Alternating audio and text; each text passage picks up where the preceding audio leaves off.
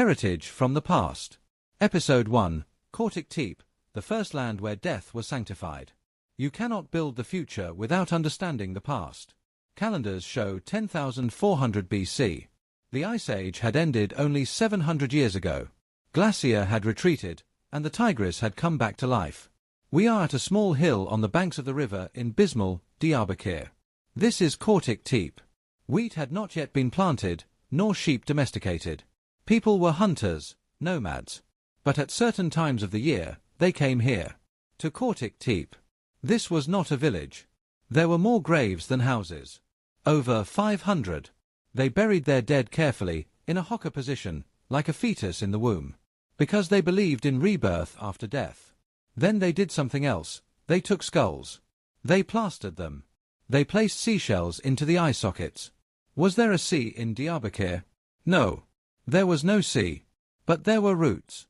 Even 12,000 years ago, humans would walk thousands of kilometers for something beautiful. A handful of seashells from the Mediterranean coast reached Kortik Tepe through exchange. In return, they gave leather, obsidian, or a story. That shell became the eye of an ancestor. Because humans gave their most valuable things to their dead. The people of Kortik Tepe did not only bury. They produced.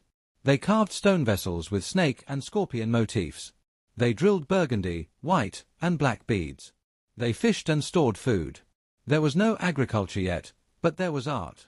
There was belief. There was society. Kortik Tepe. Here, humanity sanctified death. And this respect, 200 years later, turned into life 30 kilometers away in Kayonu. Important notice. All reconstructions in this production have been created from scratch using artificial intelligence technology, based on historical sources, archaeological data, and academic research. Out of respect for copyright and cultural heritage, no original photographs, archive footage, or museum artifacts have been used. Since visual findings from the period are limited, scenes have been digitally reconstructed to visualize how structures and life might have looked at that time. Our goal is to tell the values of Anatolia in a universal language and to increase historical awareness and cultural consciousness, especially among younger generations. The production is published in 14 languages: Turkish, English, Arabic, Chinese, Hindi, Spanish, French, German, Russian, Japanese, Portuguese, Italian, Korean, and Greek, aiming to reach a global audience of 5.2 billion people. Due to technical reasons, minor audio-visual glitches may rarely occur.